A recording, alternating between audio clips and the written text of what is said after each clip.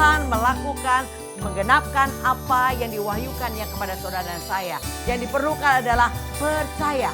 Kalau saudara mau bersama Tuhan Yesus, tidak ada yang tidak bisa.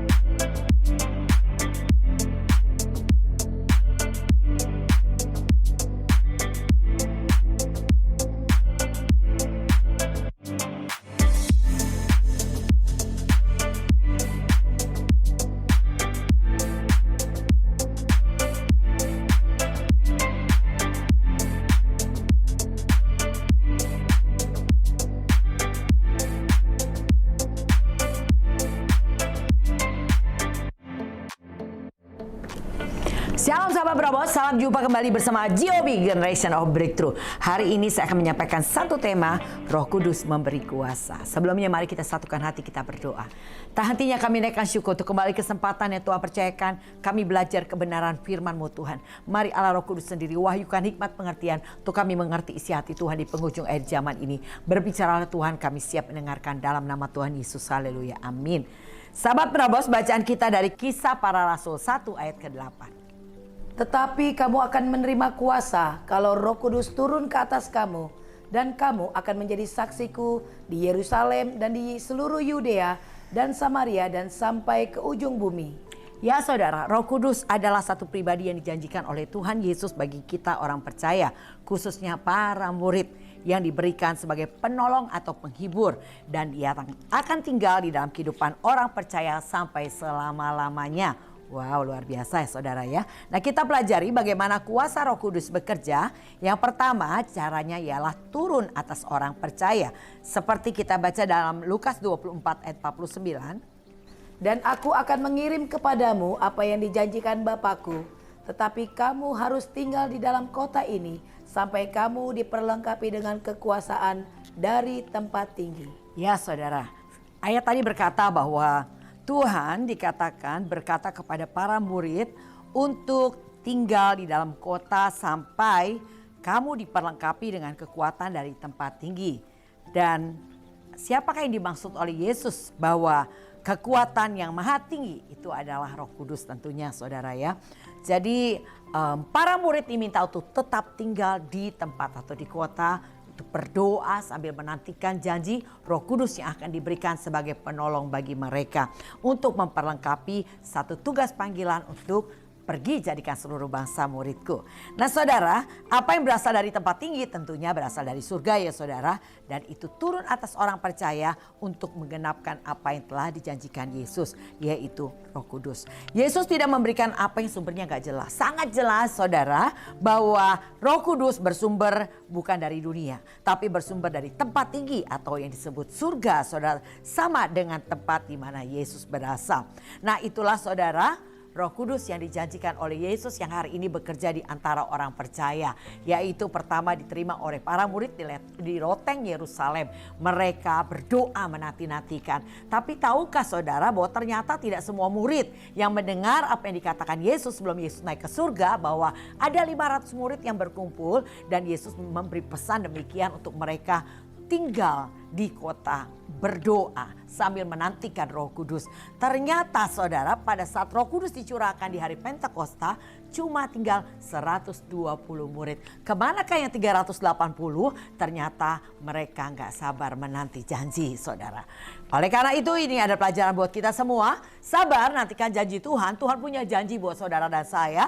Saudara akan diperlengkapi dengan kuasa Roh Kudus. Saudara akan juga diperlengkapi dengan segala karunia-karunianya untuk masuk dalam panggilan yang sesungguhnya untuk memberitakan Injil, menjadi saksinya. Bahkan bukan hanya cukup jadi saksi Tuhan di Yerusalem. Tapi Tuhan katakan Yudea, Samaria sampai ujung bumi. Dan demikian dikatakan dalam kitab Yesaya, tidak cukup kau hanya menjadi hambaku, tapi aku mau menjadikan engkau terang bagi bangsa-bangsa. Wow, saudara, percayalah, satu hari saudara ketika menjadi murid yang baik, murid yang tekun, saya percaya satu hari saudara pasti sampai ke bangsa-bangsa. Untuk apa? Memberitakan Injil Tuhan.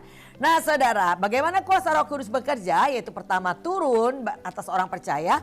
Yang kedua, Roh Kudus turun tujuannya untuk kita orang percaya atau para murid menjadi saksinya Tuhan.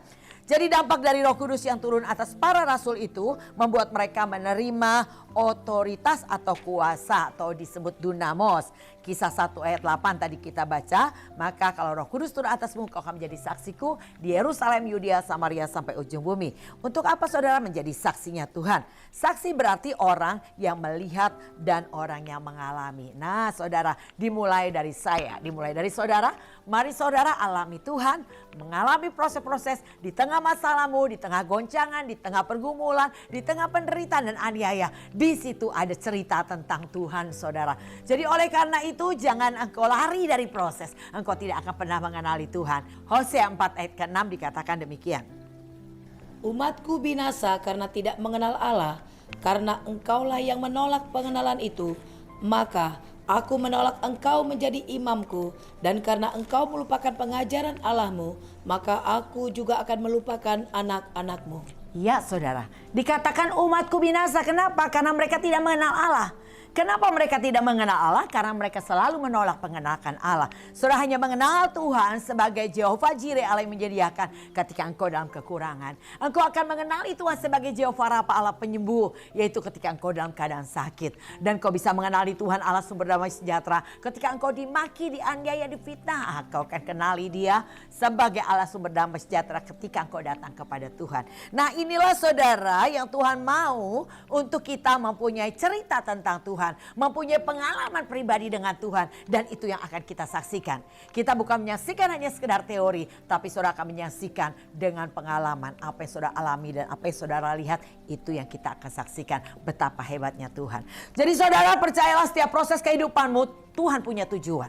Kalau dikatakan Amsal 16 ayat keempat, Tuhan membuat segala sesuatu untuk tujuannya masing-masing, bahkan orang fasik dibuatnya untuk hari malapetaka. ya, Tuhan mengizinkan segala sesuatu ada tujuannya masing-masing saudara. Dan tujuannya, ingat, Tuhan tidak pernah punya rencana mencelakakan saudara dan saya. Tujuannya adalah memberi damai sejahtera hari depan saudara yang penuh harapan. Jadi oleh karena itu kenali Tuhan di dalam setiap prosesmu. Di situ saudara akan kenali Tuhan. Nah itulah yang membuat kita punya cerita tentang Tuhan.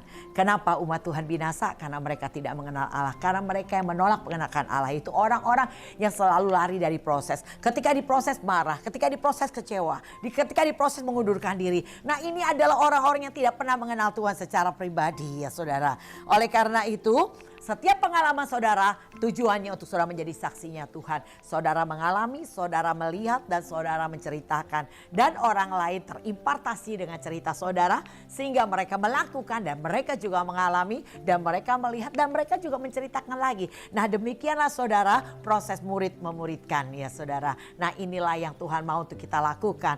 Amanat agung dikatakan di dalam Matius ke-28 ayat ke-19 dan 20.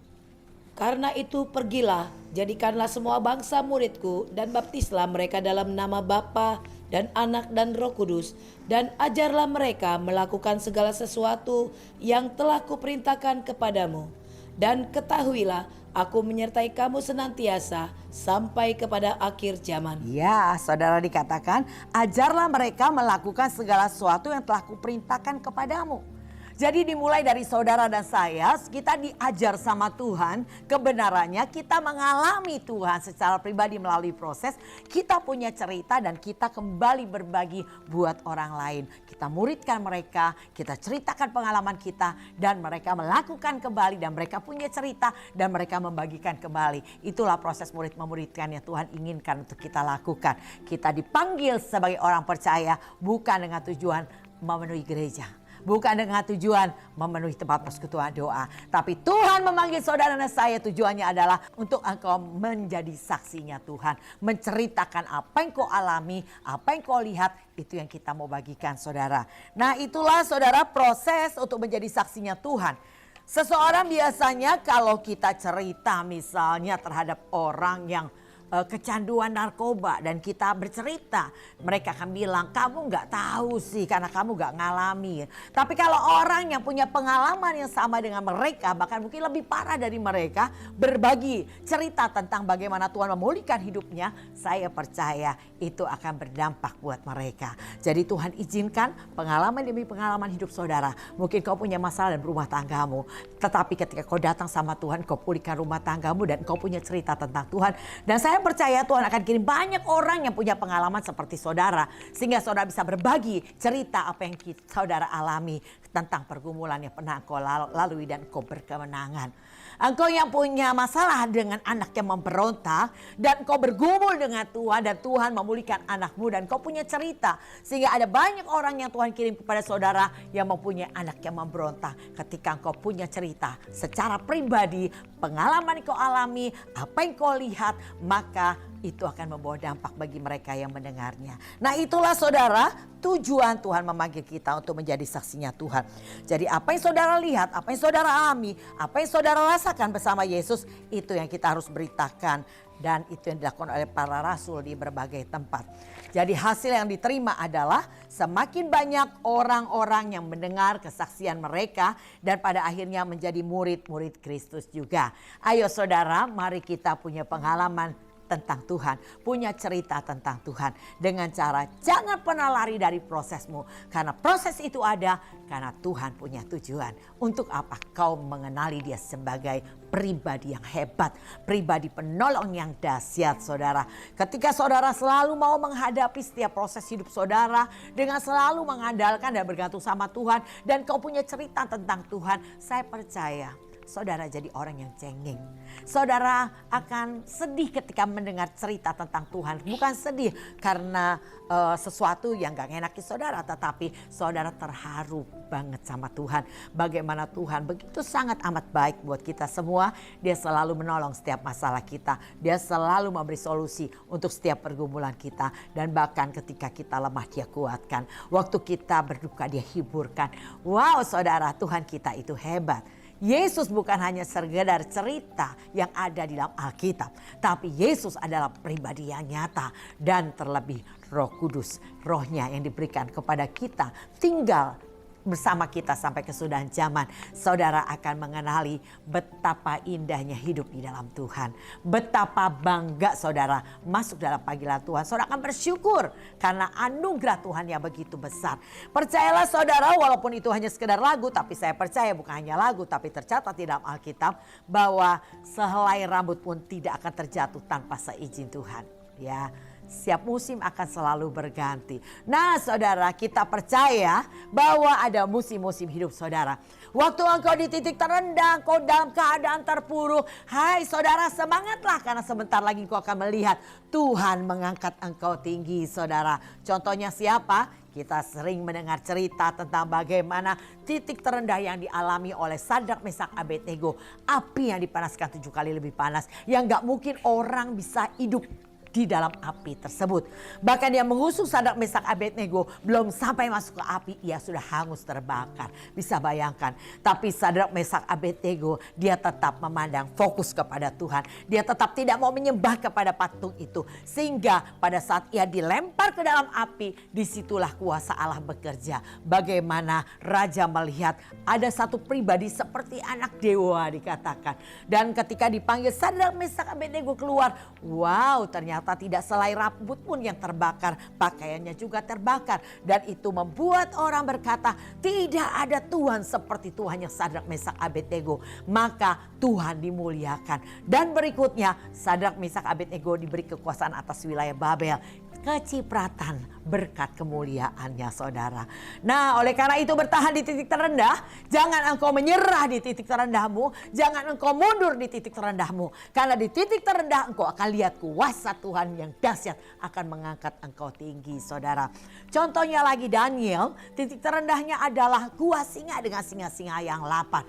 Tidak mungkin ada orang yang hidup bertahan di sana. Buktinya apa? Buktinya orang-orang yang memfitnah Daniel berikutnya dibuang ke gua singa. Belum sampai dasar sudah habis tercabik-cabik sama singa-singa yang lapar itu.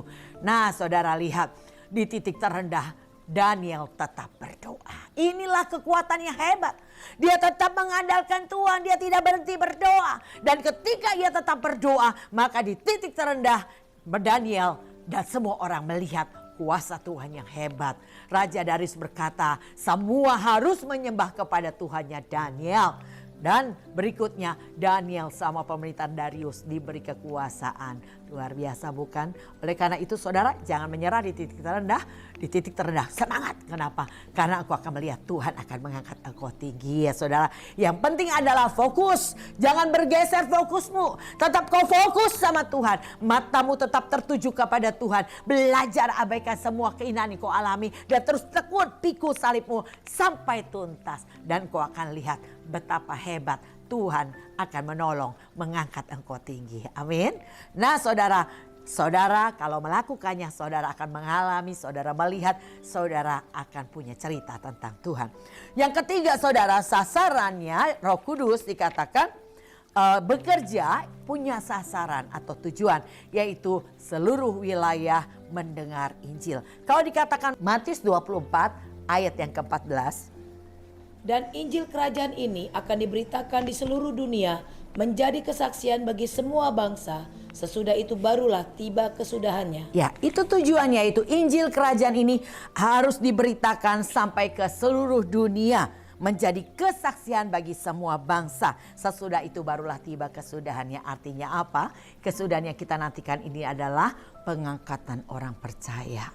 Dan kesudahan yang dimaksud adalah saudara akan masuk dalam kemuliaan yang kita nantikan, mendapatkan upah yaitu mahkota yang Tuhan sediakan bagi mereka yang sungguh-sungguh. Nah, oleh karena itu saudara berjaga-jaga, bersiap-siap dan waspadalah. Hari Tuhan sudah segera tiba. Sudahkah engkau siap? Are you ready? Sudahkah engkau siap menyambut kedatangannya? Bagaimana persiapanmu hari ini? Sudahkah hatimu bersih, pikiranmu positif, perkataanmu menguatkan, membangun, dan kelakuanmu baik? Ini adalah posisi di ruang tunggu keberangkatan rapture. Kalau saudara mau terangkat, itulah yang harus kita persiapkan. Perhatikan dengan sesama bagaimana saudara dan saya hidup. Ayo saudara, jangan perhatiin orang, menilai dan menghakimi orang aja. Tapi mulai dengan diri saudara sendiri. Perhatikan bagaimana saudara hidup. Sudahkah saudara sungguh-sungguh mengikut Tuhan atau masih suka bolos-bolos? Halo? Orang yang sungguh-sungguh dikatakan 1 Yohanes 2 ayat 19 adalah orang yang tetap bersama-sama. Dan supaya terlihat siapa yang sungguh-sungguh dan yang tidak sungguh-sungguh. Tetap bersama-sama artinya tidak suka bolos. Nah gitu ya saudara. Jadi kalau saudara hari ini ada di gereja lokal terdekat, mari saudara, kalau hari ini saudara ada di gereja lokal di mana saudara tertanam, mari maksimal saudara. Karena gereja lokal saudara adalah sekolah kehidupan di mana Tuhan menempatkan saudara. Dan setiap aktivitas gereja lokal itu ada mata pelajaran yang saudara harus ikuti.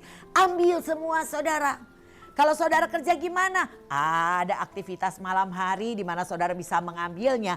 Toh seorang yang kuliah malam pun bisa menjadi sarjana ya saudara. Jadi oleh karena itu jangan sia-siakan waktu yang ada. Bisa nggak bisa saudara? Tuhan latih saya sedemikian rupa untuk membuat saya jadi penerobos. Artinya saya belajar untuk tidak bolos dalam segala aktivitas yang saya ikuti. Dari pertama waktu saya ada di gereja lokal, saya nggak usah disuruh saudara. Saya perhatikan baik-baik dan saya dengar pengumuman aktivitas sepekan apa yang ada di gereja lokal itu. Dan saya ambil warta, saya perhatikan Senin ada apa, Selasa ada apa. Saya ikuti tanpa saya harus disuruh. Dan ketika terus tekun saya melakukannya, lama-lama saya terlatih dan mulai Tuhan percayakan satu pelayanan. Saya bertekun di satu pelayanan, Tuhan percayakan 2. Saya bertekun dengan 2, Tuhan percayakan 3. Tetapi untuk bisa terus konsisten, saudara, tentunya banyak rintangan, tentunya banyak urusan. Tapi saya belajar punya prioritas. Saya harus belajar komitmen. Saya harus belajar fokus, saudara. Tidak boleh ada yang melebihi Tuhan dalam hidup saya. Artinya tidak ada yang lebih penting daripada Tuhan. Jadi saya memulai dengan memprioritaskan Tuhan. Ketika saya memprioritaskan Tuhan, saya melihat tidak ada masalah saya tanpa solusi. Dan kalau saya pikir-pikir sampai hari ini, dari awal tahun 99 saya ambil keputusan meninggalkan pekerjaan saya untuk melayani Tuhan sepenuh waktu sampai hari ini. Saya tidak pernah tidak hadir dalam ibadah baik di gereja lokal maupun dalam segala aktivitas yang Tuhan percayakan. Tidak pernah tidak hadir karena sakit. Apakah saya nggak pernah sakit? Pernah, tapi sakit bukan menjadi penghalang. Saya percaya Yesus tabib yang ajaib. Ia menyembuhkan, saya aminkan. Tapi bukan saya aminkan dengan hanya sekedar lagu. Tapi saya buktikan. Kalau saya sakit, saya harus datang kepada Yesus supaya saya disembuhkan Tuhan. Dan ketika saya beriman demikian, saya selalu mengalami hal demikian. Ketika saya sakit, saya datang, saya mengalami kesembuhan. Tapi kadang mungkin tidak langsung sembuh. Tapi saya selalu berharap sama Tuhan. Kalau saya tidak sembuh, didatang di doa pagi, saya datang lagi persekutuan doa. Kalau belum sembuh, saya datang lagi ada ibadah komsel. Kalau belum sembuh, masih ada doa pagi lagi saya berharap. Nah, pengharapan di dalam Tuhan, firman Tuhan berkata tidak mengecewakan. Dan terbukti saudara, saya selalu mengalami kesembuhan. Walaupun mungkin tidak hari itu, tapi saya selalu mengalami kesembuhan. Jadi disitulah iman saya semakin bertambah bahwa Yesus adalah tabib yang ajaib. Yesus adalah Tuhan, Dia penyembuh yang hebat. Jadi saudara harus belajar percayakan hidup saudara kepada Tuhan. Datang kepada Tuhan, keadaanmu pasti lebih baik. Gak mungkin kau rajin datang sama Tuhan, keadaanmu makin terpuruk, hidupmu makin susah, makin miskin, makin sengsara. Tidak mungkin. Tapi percayalah ketika engkau datang dalam ketulusan. Ketika engkau datang dengan rendah hati. Engkau mau belajar. Engkau mau dimuridkan. Engkau mau diubahkan. Engkau mau dibentuk. Maka saya percaya hari lepas hari engkau akan semakin indah di hadapan Tuhan. Hari lepas hari bertambah-tambah indahnya. Ya, kau akan mengalami. Betapa semakin indah hidup bersama Yesus. Semakin kau mengenali kehebatan Tuhan. Semakin kau mengenali keajaiban perbuatannya. Dan semakin kau mengenali perlindungannya yang luar biasa. Dan itu yang saya nikmati tentang Tuhan. Maka saya ceritakan apa yang saya alami, apa yang saya lihat. Saya bagikan kepada semua saudara sahabat penerobos. Betapa hebatnya Tuhan. Jangan berhenti cari Tuhan karena masalah. Tapi masalah membuat engkau seharusnya lebih memperkuat kepercayaanmu kepada Tuhan. Itulah seharusnya yang kau lakukan. Nah saudara, Yerusalem adalah sebuah kota yang menjadi awal di mana Injil diberitakan. Di mana itu? Yaitu tentunya rumah tangga atau keluarga kita saudara. Dan kita bergerak ke provinsi Yudea dan Samaria hingga wilayah yang lebih luas. Itu digambarkan tentang Yudea yaitu sekelilingmu. Mungkin itu lingkungan di sekelilingmu saudara. Yudea atau adalah gereja lokalmu atau lingkungan di gereja lokalmu. Dan juga Samaria, orang-orang yang belum mengenal Tuhan. Sampai ke ujung bumi kau akan diutus Tuhan. Jadi Injil harus bergema di kota di mana kita tinggal saudara. Jangan takut untuk memberitakan tentang Yesus. Karena jika engkau takut maka Bapa di surga. Jika engkau malu maka Bapa di surga juga tidak akan mengakui kita. Wah, jangan sampai ya saudara. Jadi percayalah dunia ini di bawah kendalinya Tuhan. Ya, Tuhan tidak akan pernah izinkan iblis mencobaimu melebihi dari kekuatanmu. Dia Tuhan lihat, mata Tuhan memandang dari surga ke bumi, dikatakan Mazmur 53 ayat 3, melihat kepada anak manusia siapa yang berakal budi dan siapa yang mencari Allah. Tuhan lihat dan Tuhan perhatikan. Jadi kalau iblis berusaha mencoba engkau lebih dari kekuatanmu, Tuhan punya janji. Tuhan akan beri jalan keluar supaya engkau kuat menanggungnya. Apalagi kurangnya dalam mengikut Tuhan saudara. Bukankah luar biasa? Tuhan menyertai, Tuhan melindungi, Tuhan menjagai, Tuhan memberkati. Dan Tuhan yang memberi kemenangan buat kita. Tetaplah saudara dalam rule yang tepat. Tetaplah berfokus kepada Tuhan. Jangan pernah berani mengurangi bagianmu yang kau berikan kepada Tuhan. Ingat saudara, iblis bagaikan singa mengaum-ngaum mencari bangsa yang dapat ditelannya. Ketika engkau mulai kasih tahu iblis kelemahanmu, yaitu ketika engkau berkata, aduh maaf gak bisa datang karena aku sakit. Wah, itu kelemahan saudara. Jadi saya percaya itulah yang akan iblis selalu buat ketika kau mau datang sama Tuhan, kau dibuat sakit. Sampai kau tidak datang, lama-lama terbiasa dan akhirnya kau hilang. Jangan beritahu kelemahanmu karena masalah. Ketika karena masalah kau tidak datang, iblis langsung semangat. Oh ternyata masalah, dia lihatlah masalah dan masalah tetap akan menjadi bagian yang iblis akan buat dalam hidupmu. Supaya engkau tidak datang kepada Tuhan. Karena iblis tidak takut kepada saudara, kepada saya, kepada hamba Tuhan. Iblis gak pernah takut. Iblis takut kalau ada kekuatan Tuhan dalam hidupmu. Dan kekuatan itu kita dapat di dalam ibadah. Ibadah berguna dalam segala hal, mengandung janji untuk hidup ini dan hidup yang akan datang. Itu janji Tuhan, saudara. Jadi oleh karena itu begitu banyak orang mendapatkan rintangan untuk bisa datang sama Tuhan. Tetapi saudara harus punya tekad. Saudara harus berjuang. Kalau saudara baca nanti dalam 1 Timotius 4 di ayat yang ke-10. Oleh karena itu kau harus berjuang dan berjeripayah. Untuk apa? Ibadah. Kau harus berjuang dan berjeripayah. Jadi saudara untuk ibadah bukan hanya sekedar kalau sempat, kalau sehat, kalau bisa, kalau mood, kalau semuanya aman, nyaman, baik. Nggak bisa. Saudara, ibadah itu harus dikejar. 1 Timotius 6 ayat 11 dikatakan. Tetapi engkau hai manusia Allah, jauhilah semuanya itu, kejarlah keadilan, ibadah, kesetiaan, kasih, kesabaran, dan kelembutan. Disebutkan kejarlah salah satunya ibadah. Harus dikejar. Karena ibadah berguna dalam segala hal. Karena ibadah mengandung janji. Karena ibadah dikatakan kalau kita datang dengan rasa cukup mendatang keuntungan besar. Bahkan persekutuan ibadahmu dengan Tuhan tidak pernah sia-sia. Ya saudara, ibadah punya kekuatan. Tapi biarlah engkau bukan hanya menjadi murid yang hanya mau belajar mendengar teori. Tapi biarlah engkau juga adalah orang yang mempraktekkan. Karena iblis juga gak pernah takut dengan saudara yang rajin ibadah. Tapi dikatakan Yakobus 4 ayat 7. Karena itu tunduklah kepada Allah dan lawanlah iblis, maka ia akan lari daripadamu. Tunduk pada Allah artinya praktekkan setiap firman yang kau dengar. Maka ketika kau usir iblis, iblis pergi. Iblis takut sama pelaku firman Tuhan. Jadilah murid yang bukan hanya belajar teori. Tapi kita mempraktekkan setiap teori yang kita pelajari. Maka kau akan menjadi murid yang excellent, saudara.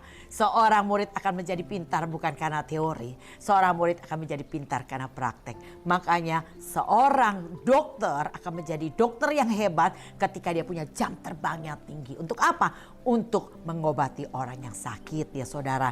Nah seorang bisa berhasil disebut menjadi dokter bukan karena teori. Tapi dia harus praktek. Dia akan lihat bedah tubuh manusia. Oh ini namanya ginjal, ini namanya jantung. Oh ngobatinya begini. Nah itulah praktek yang membuat akhirnya seorang bisa menjadi dokter. Nah demikian juga saudara. Teori tidak membuat saudara pintar, tapi praktek membuat saudara mengingat setiap apa yang saudara pelajari. Oleh karena itu, praktekkanlah setiap kebenaran firman melalui setiap masalah hidupmu. Di situ ada kesempatan kau praktekkan firman. Dan Tuhan sedang melatih saudara saya mempunyai gaya hidup kerajaan surga melalui praktek-praktek kehidupan. Perhatikan responmu, karena segala sesuatu yang terjadi sekonyong-konyong, ingat ada Tuhan di sana yang sedang menguji mau naikkan engkau ke level lebih tinggi. Tapi ingat, iblis berusaha mengambil kesempatan di balik itu untuk menarik saudara mundur. Tinggal pilihan di tanganmu. Mau maju dan semakin diangkat Tuhan tinggi atau mau mundur menjauh dan binasa. Jangan salah pilih, keputusan di tangan saudara. Tuhan Yesus memberkati saudara. Bersyukur kita punya penolong yang hebat, yaitu Roh Kudus yang diberikan dengan disertai kuasa yang luar biasa, itu kuasa Tuhan. Saya akan berdoa, saudara jangan pernah menyerah. Hadapi setiap prosesmu, di situ kau akan kenali Tuhan. Jangan pernah lari dari prosesmu, engkau tidak pernah kenali Tuhan. Bahkan Tuhan bilang umatku binasa karena tidak mengenal Allah. Saya akan berdoa buat saudara kita kuat bertahan sampai garis finish. Mari angkat tanganmu. Haleluya. Betapa limpah ucapan syukur kami kepada Tuhan. Pengajaran, pembelajaran yang Tuhan berikan menuntun kami, mengubah hidup kami, pola pikir, cara pandang kami. Mari Allah Roh Kudus terus wahyukan, ingatkan setiap kebenaran yang sudah kami terima. Mampukan kami menghidupinya di dalam nama Tuhan Yesus. Haleluya. Amin. Demikian sahabat Penerobos, biarlah program ini menjadi sesuatu yang saudara nantikan untuk saudara melatih diri menjadi para penerobos yang tidak terhentikan. Maju terus, selesaikan sampai tuntas. Tuhan Yesus memberkati. Salam GOB.